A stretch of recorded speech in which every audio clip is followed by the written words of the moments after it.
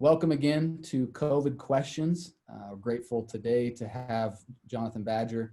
He's the president of Lee's Marketplace, and buddy of mine, Tanner Dance, Ryan Bohm, Core Capital Wealth Management. So, Jonathan, tell me, you guys, well, first of all, thank you. Give our thanks to all your staff, all your people. In the midst of COVID, all the craziness, you guys we're putting your lives on the line, being there, stocking the shelves, what you could stock, getting food in, people's pantries. And so thank you. I don't think you guys, they talk about heroes. I don't think you guys get enough love.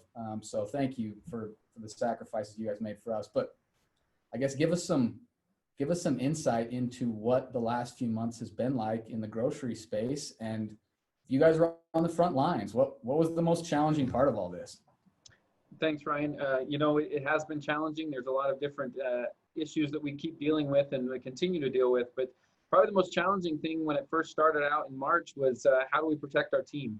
That was the biggest question that we posed ourselves is, okay, with all of this happening, whether it was the hoarding and the groups of people coming in or whether it was the virus itself, what was our biggest way that what did we need to do to protect our team? And shortly into this beginning of this, we started putting up, plastic shields in front of our check stands to protect the virus from going through.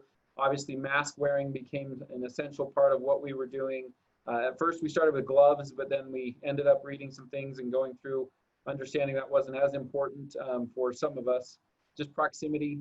We put signs down on our floors for social distancing.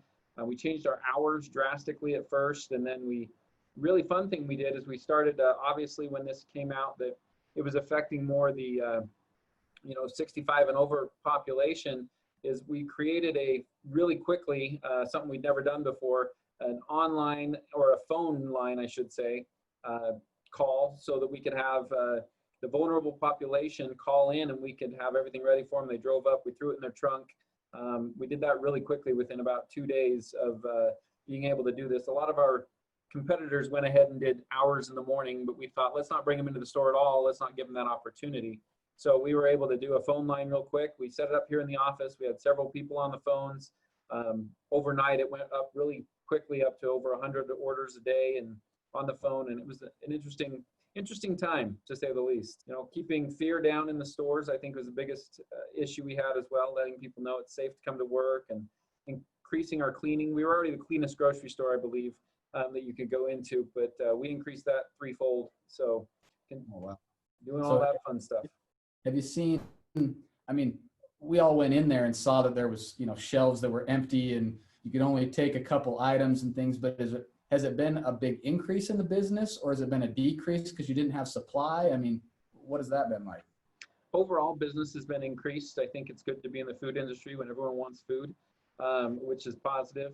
We've had to definitely close a few areas, from the sit-down deli areas to our bulk foods, and even our donut case for several weeks we had to close down, which was not very popular, to not have that available to people. But overall, a definite increase in what we anticipated going through, especially online was our biggest jump real quick. How many people jumped into the online side of things? Do you see that kind of as a trend that's continuing forward, as far as online sales go?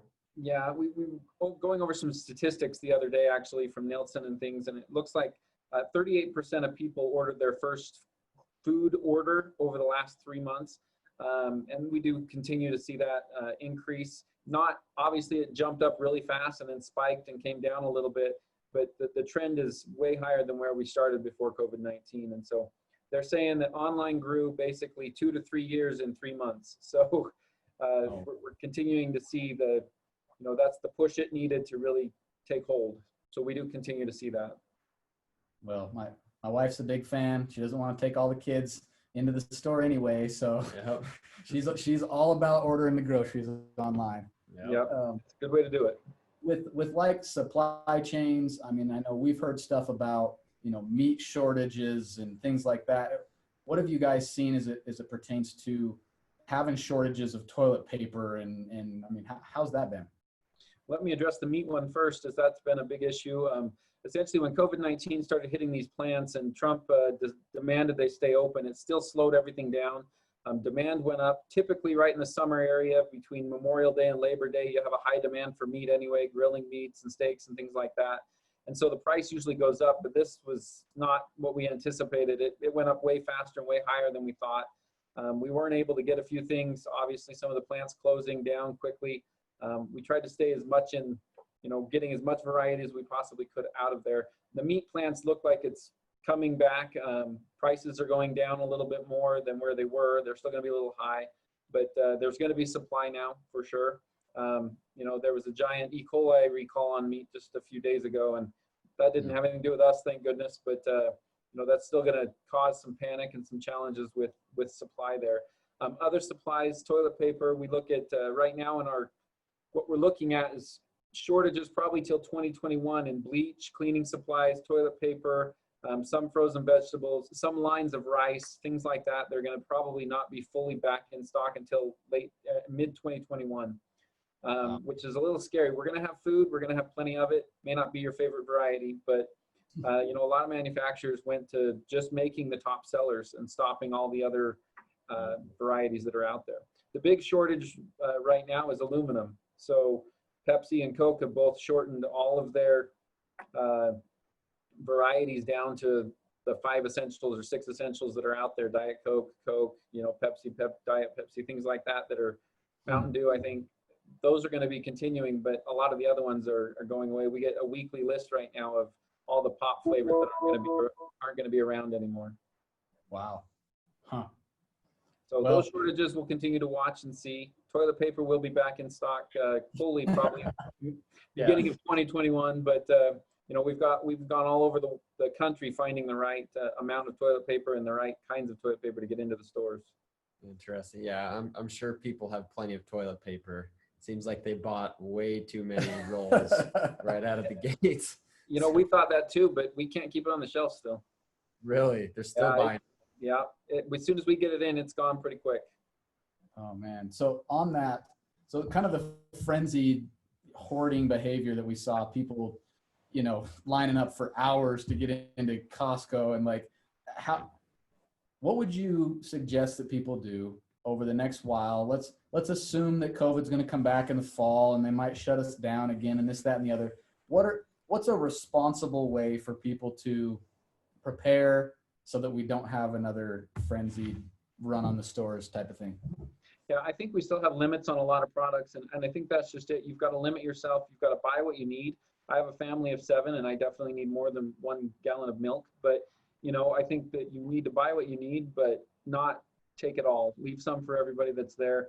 The trucks are still rolling. We're still going to have supply. Again, it may not be your favorite variety, but we're definitely going to have food that will keep everyone surviving through all of this, no matter what happens. If it comes back, if we go back to red or orange, any of those things, we'll be able to supply everybody with food they need. I would say moderation is a good thing. But right now I'd start stocking up. I keep your pantries full, make sure you're ready, because, the CDC said, the director of the CDC came out a couple days ago and said, not once in our history has a pandemic ever not had a second wave. So I think that we anticipate it. We see it coming probably mid to late fall, and we'll see what happens. Yeah. Yeah.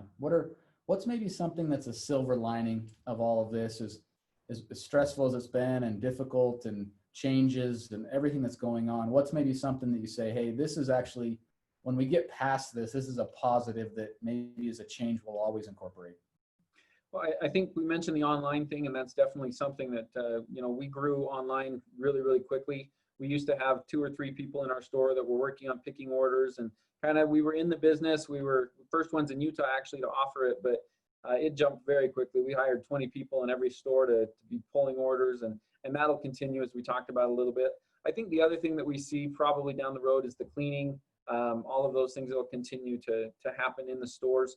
From a silver lining standpoint, I think we learned a lot about people.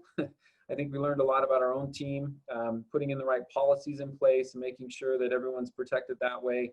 They don't have to choose between their health and a paycheck. We were able to put some great policies in place that said, stay home if you're sick. We don't want you in the store for one, but we want to take care of you that way. And I think that'll continue to.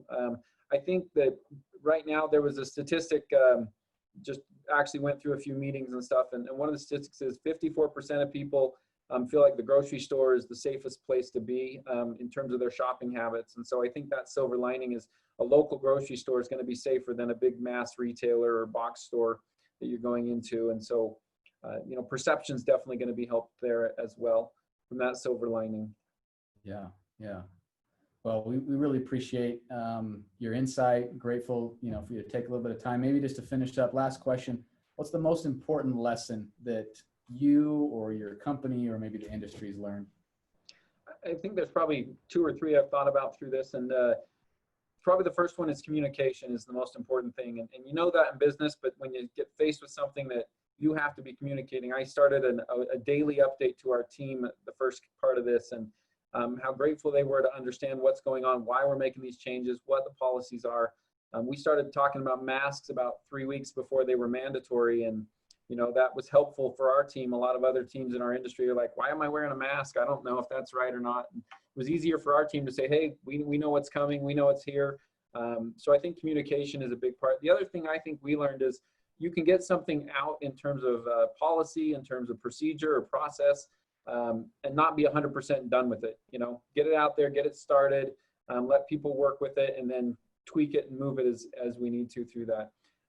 But the biggest thing is just be kind to people. I think that's something we've really learned and really tried to emphasize in our store, where you've got a friend that leads as our theme. And we told our people, you know, our customers are going through hard times. Everyone's going through hard times. Let's put a smile on our face, even though they can't see it through the mask. Smile with your eyes, and let's see if we can let people know that we care about them and we're here to serve them. So that's kind of the biggest takeaways we've had so far. And we anticipate this continuing, and we'll be here as we go through it. So, yeah, well, we really appreciate your time. Yeah, thanks. You know, I'm always shopping at Lee's in Smithfield, so, you know, definitely support you guys and always have a great experience there. So appreciate your time again. Thanks, Jonathan, and good luck, thanks, man. guys. Appreciate it. Thank you.